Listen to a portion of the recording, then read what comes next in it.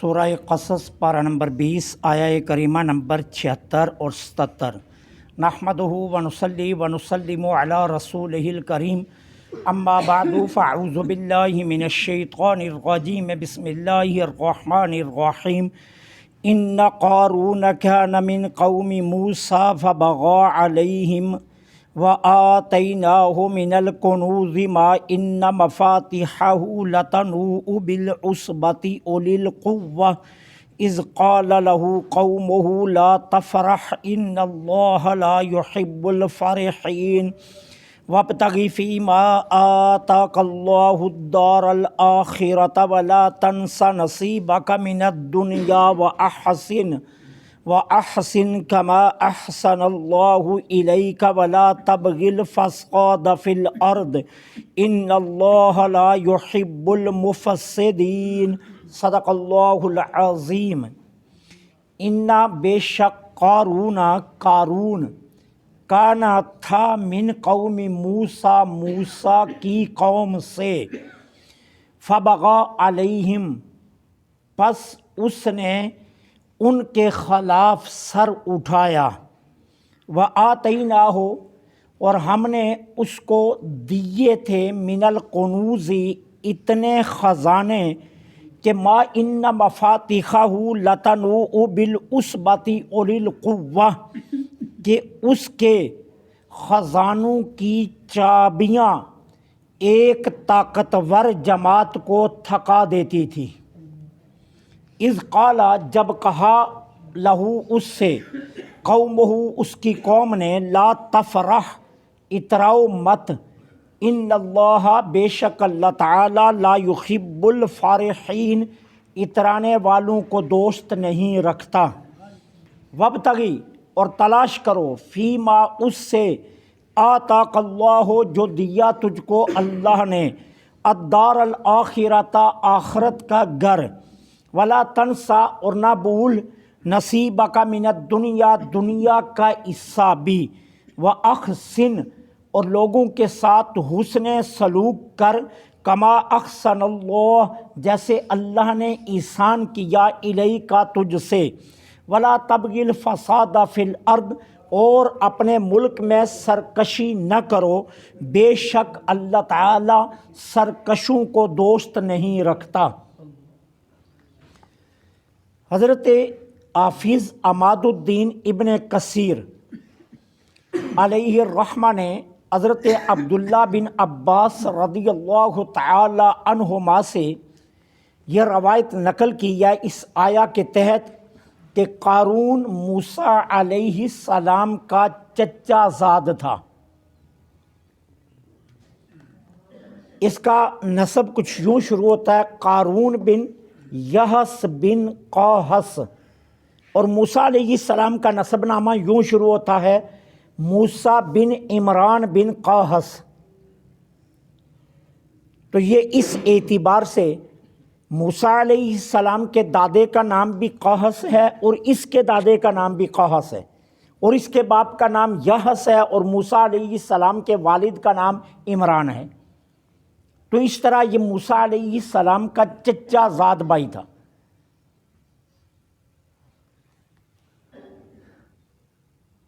لیکن بنی اسرائیل سے ہوتے ہوئے، باوجود اس کے کہ یہ اسرائیلی ہے، لیکن یہ فرعون سے جا ملا تھا۔ موسیٰ علیہ السلام کی تبلیغ کے مقابلے میں فرعون کے بعد حامان کی طرح یہ بھی موسیٰ علیہ السلام کے مخالفین میں سے تھا۔ کہتے ہیں کہ یہ تورات بہت خوش الہانی سے پڑھتا تھا، آواز اس کی بہت خوبصورت تھی اور تورات کو بہت خوش الہانی سے پڑھتا تھا، لیکن اللہ کے دشمن سامری کی طرح یہ بھی منافق تھا۔ یہ تاریخ بہت پرانی ہے، یہ بات اچھی طرح ذہنوں میں رکھنا کہ ہر قرآن پڑھنے والا کوئی ضروری نہیں کہ ہر قرآن پڑھنے والا صاحب ایمان بھی ہو۔ یہ تورات کو خوش اعلانی سے پڑھتا تھا لیکن منافق تھا۔ ایمان ایک نقطہ سمجھ لو، ایمان نام ہے محبت رسول کا۔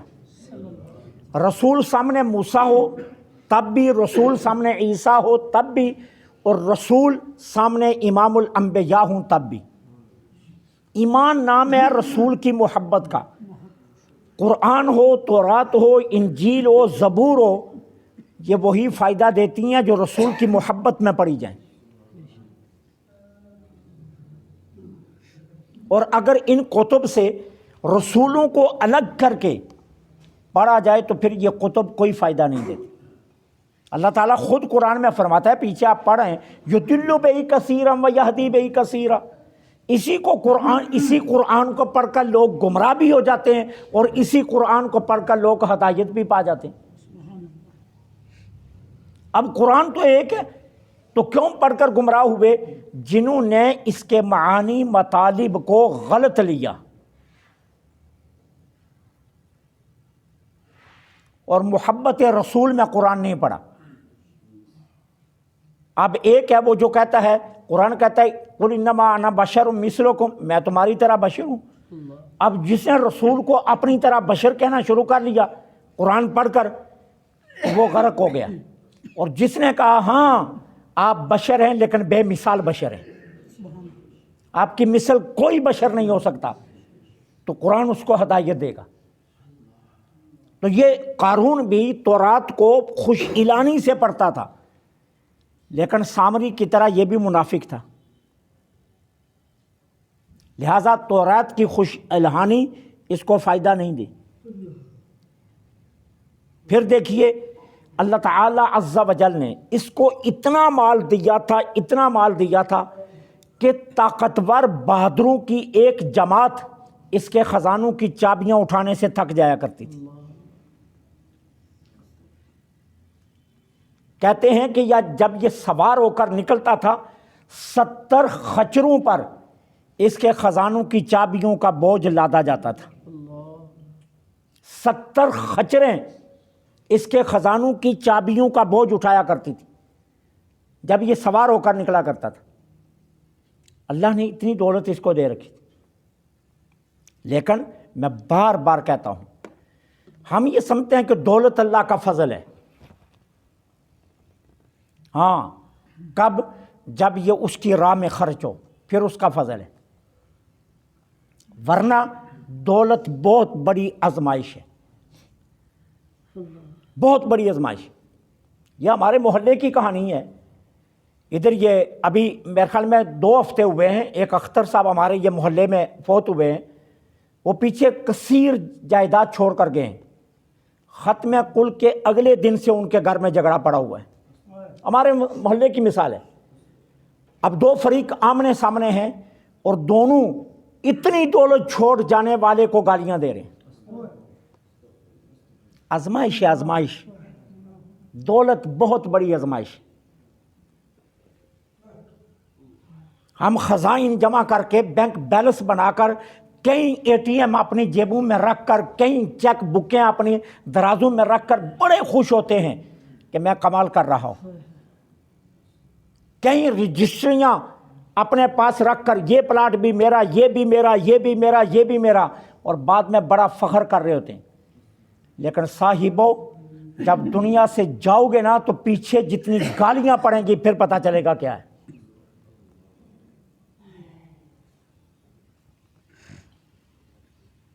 دولت صرف وہ جو انسان اپنے ہاتھ سے خرچ کر جائے۔ نبی رحمت صلی اللہ علیہ وسلم کے کاشانہ نبوت پر ایک بکری ذبح ہوئی۔ سرکار نے فرمایا عائشہ میں جا رہا ہوں نماز پڑھانے کے لیے، تم میرے آنے تک اسے تقسیم کر دو۔ ٹھیک ہے، سرکار واپس تشریف لائے نماز پڑھا کر، فرمایا عائشہ تقسیم کر دی؟ اللہ کے رسول باقی تقسیم کر دیے، ایک دستی بچ گئی، ایک دستی بچ گئی۔ میرے آقا نے فرمایا عائشہ نہیں، یہ دستی نہیں بچی، جو تقسیم کر دی ہے وہ بچ گئی۔ فرمایا جو تقسیم ہو گئی ہے نا وہ بچ گئی ہے، اور یہ دستی نہیں بچی ہے، جس کو تو بچی سمجھتی ہے نا، یہ بچی نہیں ہے۔ بچ وہی دولت گئی ہے جو اللہ کی راہ میں چلی گئی، باقی نہیں بچی۔ تو دولت وہ ہے کہ جو اللہ تعالیٰ دے تو پھر اس کو اپنی راہ میں خرچ کرنے کی بھی توفیق دے دے۔ اور یہ بھی یاد رکھیے، بعد میں اگر کوئی پیچھے 1,00,000 روپیہ آپ کے نام پر خرچ کرے نا، وہ اس 10 روپے کو نہیں پہنچ سکتا جو زندگی میں آپ اپنے ہاتھ سے دے کر گئے۔ ہاتھ سے دیے ہوئے کا زیادہ کمال ہے، بعد میں دیے ہوئے کا اتنا کمال نہیں ہے۔ جو آپ اپنی زندگی میں تقسیم کر جائیں گے اس کا اجر اس 1,00,000 سے بھی زائد ہے جو آپ بعد میں آس رکھ کر چلے جائیں۔ وہ تو آپ کا ہے ہی نہیں ہے، وہ تو وارثوں کا ہے، تو آپ کی دولت سے تو نہیں خرچ ہوا، نہ آپ نے اپنی دولت سے اپنے اللہ کی راہ میں خرچ کیا۔ آپ اپنی دولت سے وہ راہ میں خرچ کر رہے ہیں جو آپ اپنی زندگی میں خود دے کر جا رہے ہیں۔ تو دولت آزمائش ہے، دولت کو مت کہا کریں کہ یہ انعام ہے۔ اگر دولت انعام ہوتی تو کوئی اللہ کا ولی گدری میں نہ رہتا، محلات میں رہتے، کٹیا میں نہ رہتے، کوئی رسول ایسا نہ ہوتا جس کے گھر دنیا کی ساری آسائشیں نہیں ہوتی۔ سرکار فرماتے ہیں ہر نبی نے اپنی امت کے متعلق شرک کا فکر کیا ہے، فرمایا مجھے اپنی امت سے شرک کا کوئی خطرہ نہیں ہے۔ یہ جو شرک کے فتوے لگاتے ہیں بیچارے نے حدیث ہی نہیں پڑھی ہے، یہ جو شرک کی کہانی چھیڑ بیٹھے ہیں نا، ان بیچاروں کو حدیث کا علم ہی نہیں ہے۔ میرے آقا فرماتے ہیں مجھے اپنی امت سے شرک کا خطرہ ہی کوئی نہیں، میری امت شرک نہیں کرے گی۔ فرمایا مجھے اپنی امت سے شرک کا کوئی خطرہ نہیں، مجھے اپنی امت سے خطرہ کس کا ہے کہ میری امت دنیا کے پیچھے لگ جائے گی۔ اور آج رزلٹ دیکھ لو، وہی ہوا ہے۔ بڑی معذرت کے ساتھ آج مولوی بھی دنیا کے پیچھے دوڑ رہا ہے، آج پیر بھی دنیا کے پیچھے دوڑ رہا ہے، آج دنیا دار بھی دنیا کے پیچھے دوڑ رہا ہے۔ سرکار نے جو فرمایا وہ حق آج ثابت ہو رہا ہے کہ مجھے اپنی امت سے دنیا داری کا خطرہ ہے۔ تو یہ دولت آزمائش ہے۔ اب ہوا کیا، اللہ نے قارون کو اتنے خزانے دیے تھے، اب یہ مال کی کثرت سے سرکش اور متکبر ہو گیا۔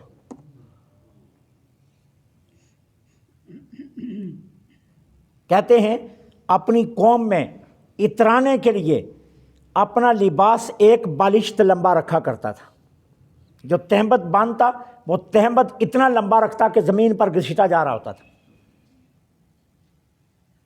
بازو کی کفیں ہاتھوں سے بھی آگے جا رہی ہوتی تھی۔ کرتے کی اگر حد گھٹنے ہیں تو یہ گھٹنوں سے بھی نیچے رکھا ہوا تھا، اس لیے نہیں کہ کوئی نیک عمل سمجھ کر، تکبر کرنے کے لیے کہ میرے پاس اتنی دولت ہے۔ اتراتے ہوئے اپنا لباس ایک بالشت لمبا رکھتا تھا۔ بنی اسرائیل کے علماء نے اس کو سمجھایا کہ دیکھو تم یہ کام مت کرو اترانے والا، اتراؤ مت، بلکہ کیا کرو، اللہ کا شکر ادا کرو کہ اس نے تجھے اتنے خزائن دیے ہیں، تو تمہارے اوپر تو سب سے زیادہ شکر لازم ہے۔ اب دیکھیے نا، ایک بندہ ہے جسے صبح و شام کی روٹی میسر ہے، ٹھیک ہے، تو اس کے لیے کم شکر پر بھی گزارا ہو جائے گا، اور ایک وہ ہے کہ جس کے پاس آئندہ آنے والے 20 سالوں کی دولت بھی جمع ہے، اس پر کتنا شکر لازم ہے؟ اس پر اسی حساب سے شکر لازم ہے جس نے آئندہ آنے والے 20 سالوں کی پلاننگ کی ہوئی ہے۔ جس کے کار آج بچہ پیدا ہوتا ہے تو وہ اکاؤنٹ کھلوا کر سائڈ پر پیسے رکھ دیتا ہے کہ یہ میرا بچہ جب 22 سال کا ہوگا میں نے شادی پر یہ 22 لاکھ لگانا ہے، یہ 22 لاکھ کو میں نے چھیڑنا ہی نہیں۔ اب بتاؤ اس پر کتنا شکر لازم ہے؟ اس پر اسی حساب سے شکر زیادہ لازم ہے کہ جس نے دولت کو جتنا جمع کیا ہے۔ تو اب اسے علماء نے سمجھایا کہ تم شکر ادا کرو، بجائے اس کے کہ تم اتراتے پھر رہے ہو، تکبر کرتے پھر رہے ہو، اور تم اس طرح بالشت لباس لمبا رکھتے ہو، اور یہ جو تمہارا انداز ہے یہ انداز درست نہیں ہے۔ لہٰذا تم کیا کرو، اتراؤ مت، اللہ کا شکر ادا کرو کہ اس نے تمہیں اتنی نعمتوں کی فراوانی عطا کی۔ اور یہ یاد رکھو، اللہ اترانے والوں کو کبھی دوست نہیں رکھتا۔ میں نے کئی بار بتایا ہے، اللہ کو سب سے زیادہ عاجزی پسند ہے۔ میرے آقا جب گئے نا شب معراج تو اللہ نے پوچھا محبوب کیا لائے ہو؟ آئے ہو ملنے کے لیے تو کیا تحفہ لائے ہو؟ عرض کی مولا وہ لایا ہوں جو تیرے دربار میں نہیں۔ یہ ایک ایسا جواب تھا، ایک ایسا جواب تھا جو حیران کن تھا کہ اللہ کی بارگاہ میں کیا نہیں ہے؟ تو اللہ تعالیٰ عز و جل نے پوچھا محبوب میری بارگاہ میں کیا نہیں ہے؟ کہا مولا عاجزی نہیں ہے، میں عاجزی لے کر آیا ہوں۔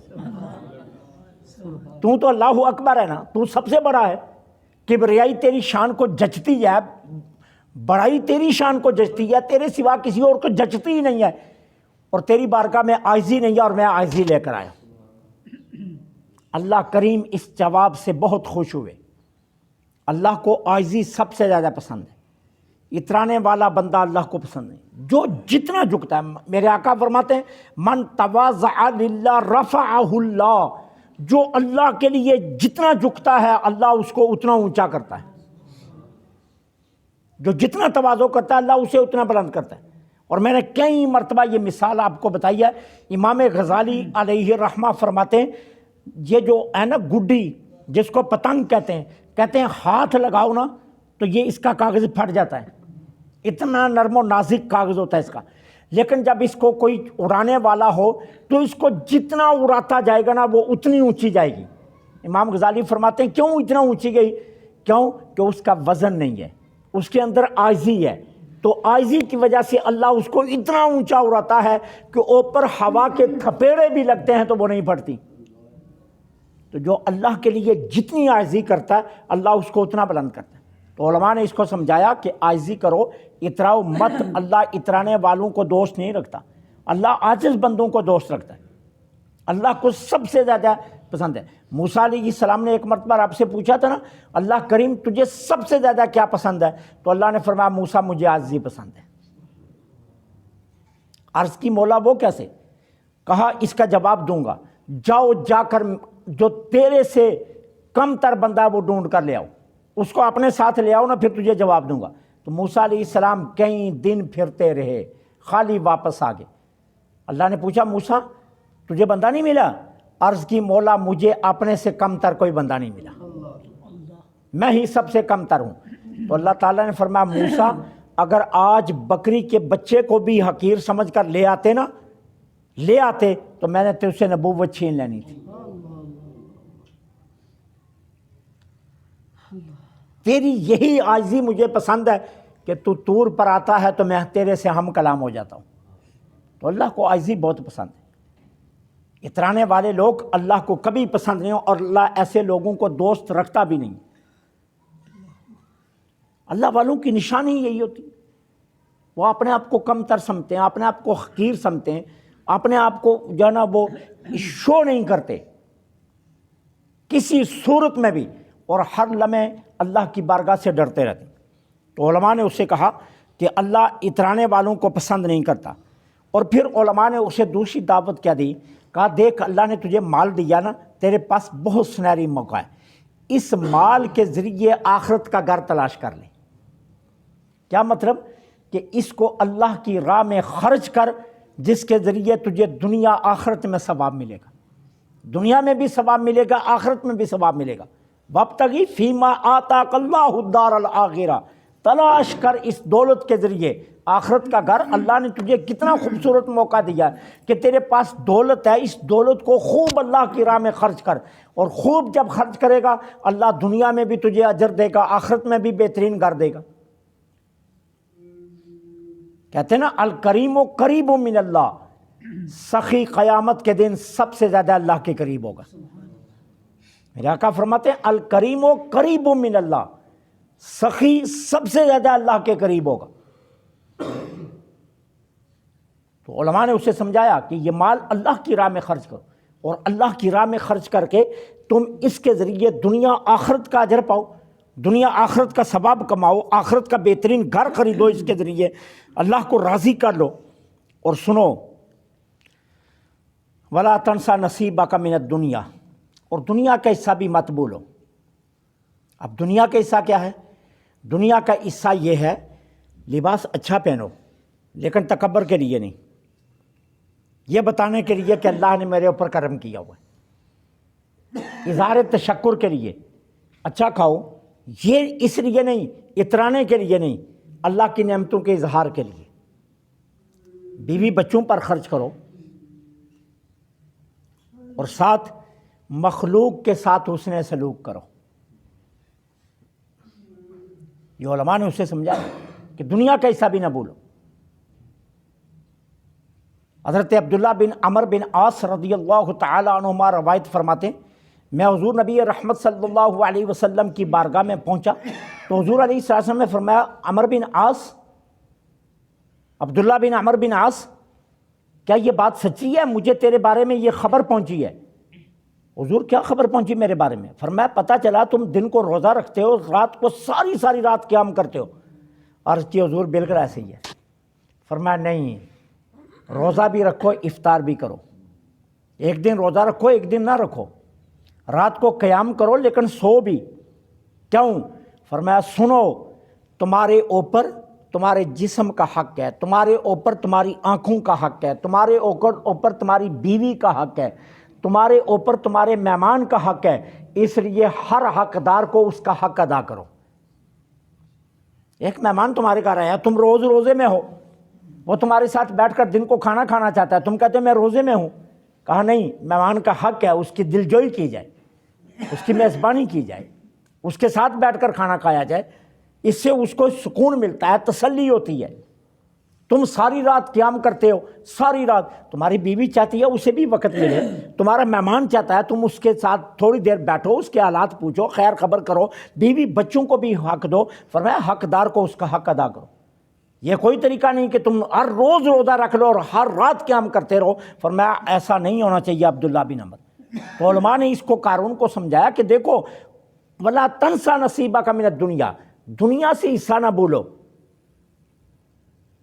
کہ دنیا کے ساتھ، دنیا کے جو رشتے ہیں ان کے ساتھ بھی حسن سلوک کرو اور مخلوق کے ساتھ بھی حسن سلوک کرو۔ وَأَحْسِن كَمَا أَحْسَنَ اللَّهُ إِلَيْكَ، لوگوں سے حسن سلوک کرو جیسے اللہ نے تجھ پر احسان کیا۔ اللہ نے تجھ پر بھی تو احسان کیا ہے نا، تو تیرے اندر کوئی کمال تو نہیں تھا نا جو احسان کر دیا؟ تیرے اوپر احسان کیا ہے تو اس کا شکر یوں ادا کر کہ تو لوگوں پر احسان کر۔ کوئی غریب ملتا ہے اس کی مدد کر، کوئی اپاہج ملتا ہے اس کی مدد کر، کوئی دیندار ملتا ہے اس کی مدد کر، کوئی معذور ملتا ہے، کوئی بیوہ ملتی ہے، کوئی یتیم ملتا ہے، ان کی مدد کر۔ اللہ نے تیرے اوپر احسان کیا ہے۔ تو یہ علماء نے اس کو سمجھایا، اور پھر کیا کہا؟ وَلَا تَبْغِ الْفَسَادَ فِي الْأَرْضِ، اپنے ملک میں سرکشی مت کرو۔ ٹھیک ہے نا جی؟ دولت کے ذریعے لوگ ظلم بھی تو کرتے ہیں نا، بے شمار لوگ ہیں جو دولت کے نشے میں ظلم کرتے ہیں، کبھی ہمسائے کو تنگ کر رہے ہیں، کبھی کسی غریب کو تنگ کر رہے ہیں، کبھی کسی کی جائیداد پر قبضہ کر رہے ہیں، کبھی کسی کو تھانے میں پکڑوا رہے ہیں، کبھی کسی کو چھڑوا رہے ہیں، کبھی مقدمے بنوا رہے ہیں، کبھی کیا کچھ۔ یہ دولت کے نشے میں سب کچھ ہوتا ہے، اور یہ دولت والے کرتے ہیں، غریب تو نہیں یہ کام کرتا، یہ امراء کرتے ہیں، اور یہ سرکشی ہے۔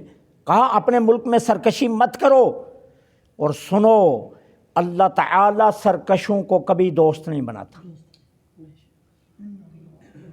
اللہ بے شک ان لوگوں کو دوست بناتا ہے جو مخلوق کے خیر خواہ ہوتے ہیں، جو مخلوق کے ساتھ ہمدردی کرتے ہیں۔ اور میرے آقا کا کتنا خوبصورت فرمان ہے، فرمایا قیامت کے دن میزان عدل میں جس عمل کا سب سے زیادہ وزن ہوگا نا، فرمایا وہ عمل ہے لوگوں سے محبت سے پیش آنا، حسن سلوک۔ جب تمام اعمال تولے جائیں گے، کوئی نماز، کوئی روزہ، کوئی حج، کوئی زکوٰۃ اتنا وزن نہیں دے گی جتنا وزن حسن سلوک دے گا۔ حسن سلوک، محبت، پیار لوگوں کے ساتھ، یہ چیز میزان میں سب سے زیادہ بھاری ہوگی۔ تو فرمایا سرکشی نہ کرو، اللہ سرکشوں کو دوست نہیں رکھتا۔ اللہ سے دعا ہے اللہ حق کے نے حق سننے، حق پر عمل